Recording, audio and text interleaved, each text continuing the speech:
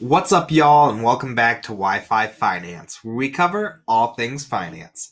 I'm your host, Roger, and in today's video, I wanted to switch things up a little bit and talk to you about investing and how you can invest in 2023.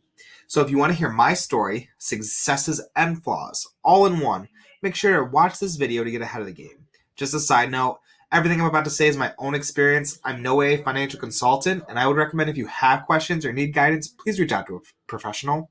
With that being said, before we get started, you know what to do. Smash that like button and subscribe so you don't miss a thing. Without further ado, let's get on into it. How great would your life be if someone just Venmoed you $1,000,000? It'd make everything so much more easier, right? Well, unfortunately, the chances of that happening is, well, probably zero. Venmo doesn't allow transactions that large anyway, but even though our chances of becoming a millionaire are super slim, we can still manage our money like one. No, I'm not going to sit here and tell you how you need to buy hundreds of shares of Apple stock or how to pick out the perfect yacht. But there are simple money moves any normal non-millionaire person can make today and invest their money like a millionaire. And these secrets will get you closer to achieving your big goals. Now, when you start thinking about investing, you probably don't know which way to turn. There are thousands of options, a bunch of different brokerage accounts. Do you need an expert? Do you not need an expert? And sometimes it just feels like everybody's pointing you in a different direction. Well, I'm here to tell you that if you're tired of running the rat race and tired of just spinning in circles, the most consistent thing you can do to set your family up for future endeavors is simple. Just invest and be consistent. Compound interest is a crazy thing. The more you can put away now will eventually help you in the future. And it will earn you more money than if you start in your 30s, 40s, 50s, or even when you're reaching 60 and you're trying to save for retirement. The biggest thing for me was I just was so scared to start the actual journey of investing. But once you start investing, it's like it just compounds. It becomes a snowball. Like you invest $100 and that $100 again and again and again, and then you would just have this huge snowball effect of your income of your investments. And pretty soon that those investments are starting to pay off. So in 10 or 20 years, you can 10, 20x times your initial investment. And that's just by being persistent and every month putting some money away and doing a little bit of research just to understand the stock market.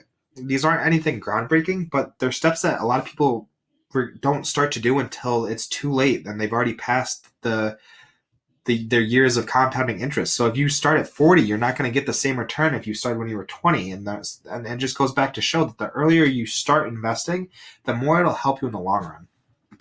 So now once you're ready to actually put your money where your mouth is and start really investing, you kind of have two options. You have stocks, bonds, cash. I mean, you have a lot of different options, but if you look just at stocks, you kind of have two different ways you can build your portfolio. You can have a growth portfolio where you are just worried about buying stocks at a low and watching them grow. So, but by the time you hit retirement, they'll be worth much more than you bought them for.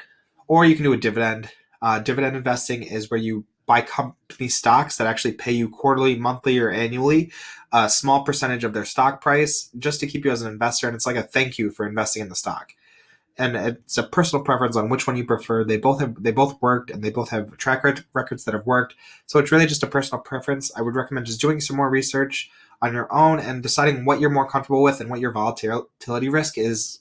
So to kind of summarize everything we talked about, in 2023, you really just need to start small. Don't invest right away. Do some extra research, really understand what you're investing in.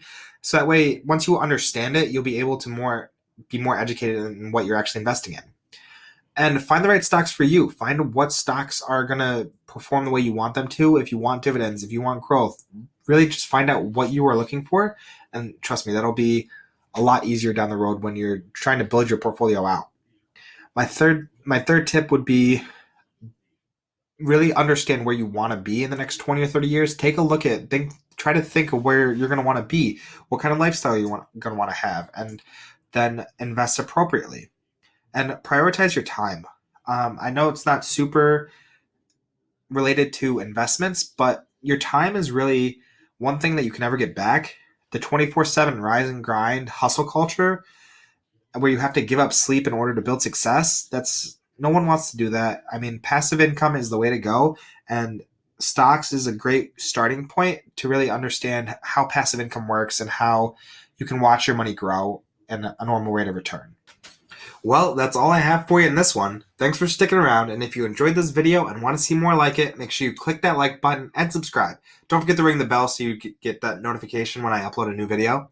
And don't forget, tell your mom, dad, uncle, aunt, third cousin, really anyone to come check out the channel. And don't forget, we're all in this together. Until next time, have a good one.